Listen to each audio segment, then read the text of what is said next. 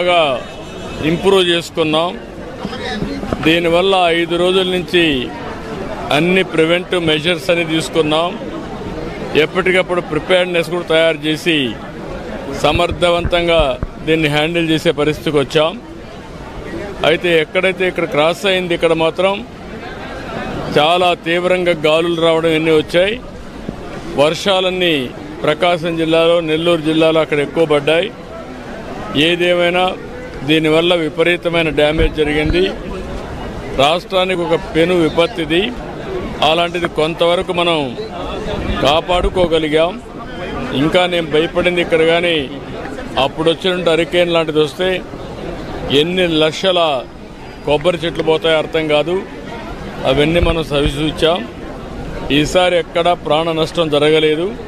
నేను ఒకటే ఆదేశాలు ఇచ్చాను, ఒక్క వ్యక్తి కూడా చనిపోకుండా, ప్రాణ నష్టం లేకుండా కాపాడాలని చెప్పి స్పష్టమైన ఆదేశాలు ఇచ్చాం.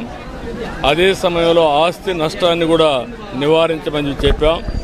చాలా వరకు అది సాధించగలిగాం. అదే మరి దగ్గర ఒక 2200 క్యాంపులు పెట్టాం. ఇవన్నీ పెట్టి దగ్గర ఒక 1,80,000 మందిని ఆ క్యాంపులకు కూడా తీసుకొచ్చి అక్కడంతా కూడా వాళ్ళకి అన్ని ఏర్పాట్లు చేశాం.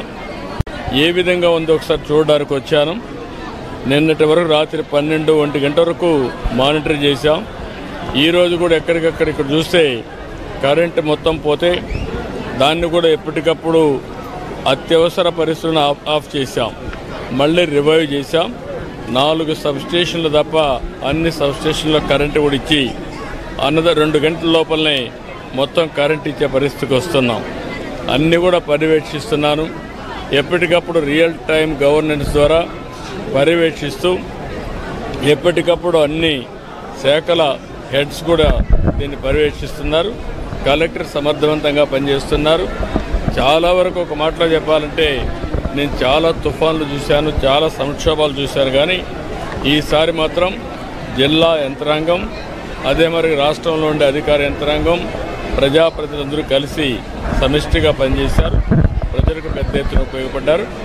రాబోయే తొందరలోనే మిగిలిన ఏవైతే ముందు ప్రిపేర్నెస్ వల్ల చాలా వరకు జటిలమైన సమస్యని చాలా సమర్థవంతంగా ఎదుర్కొన్నాం. నిన్న అందుకనే రెస్క్యూ కూడా మీరు చూస్తే 2 తప్ప అక్కడెక్కడ చనిపోయే పరిస్థితి లేకుండా మనం కాపాడుకోగలిగాం. ఇప్పుడు వీళ్ళందరికీ రిలీఫ్ కానీ మనం అనుకున్న ప్రకారం ఇవ్వాల్సిన అవసరం ఉంది. అవి కూడా ఆదేశాలు ఇచ్చాను, తొందరలో పూర్తి చేస్తాను. రాష్ట్రం మొత్తం మీద శ్రీకాకుళం నుంచి తిరుపతి వరకు మోస్ట్ ఎఫెక్ట్ అయిన తుఫానుగా హైయెస్ట్ ఏ జిల్లాకి ఎక్కువ డ్యామేజ్ జరిగే అవకాశం అంటే రకరకాలుగా ఉంది. వరి పంట కొంతవరకు దెబ్బతినింది, హార్టికల్చర్ పంట కొంత దెబ్బతినింది.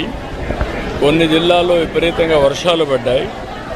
ఈరోజు నెల్లూరు, ప్రకాశం, బాపట్ల దగ్గర, పరచూరు ఆ ఏరియాలో నేను ఏరియల్ సర్వేలో కూడా చూశాను. ఎక్కువ నీటితో మొత్తం కూడా ముంపుకు గురైంది. ఇక్కడికి వచ్చే కొందికి గాలి విపరీతంగా వచ్చింది. అది కూడా ఒక 70-75 కిలోమీటర్ల స్పీడే వచ్చింది. అదే కానీ ఇంకా ఎక్కువ వచ్చుంటే మన కొబ్బరి చెట్ల కంటే ప్రమాదం వచ్చేది.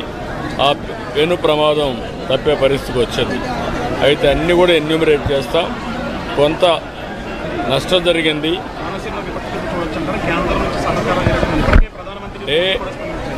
అందరూ స్పందించారు. మనం కూడా జాగ్రత్తలు తీసుకున్నాం. ఇక్కడ ఆస్తి నష్టం ఎంత ఉందో దానిపైన రిపోర్ట్ ఇస్తాం. ఆ రిపోర్ట్ ప్రకారం యాక్ట్ చేస్తాం. వాళ్ళు కూడా కౌలు రైతులకే వస్తుంది. నష్టపరిహారం ఉంటే వాడికే వస్తుంది.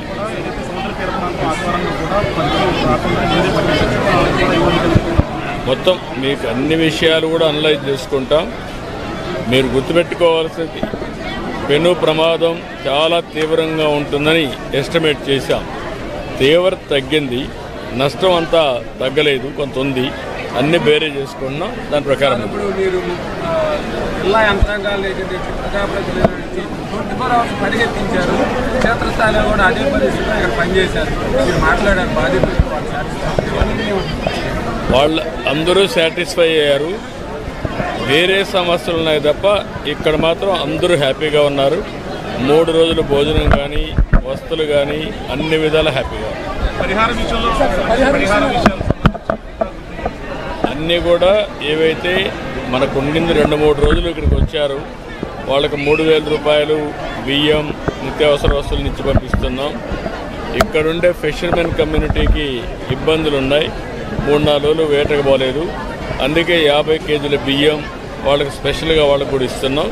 అదే మరి చేనేత కార్మికులకి మత్స్య కార్మికులకి అదనంగా 50 కేజీలు ఇస్తున్నాం.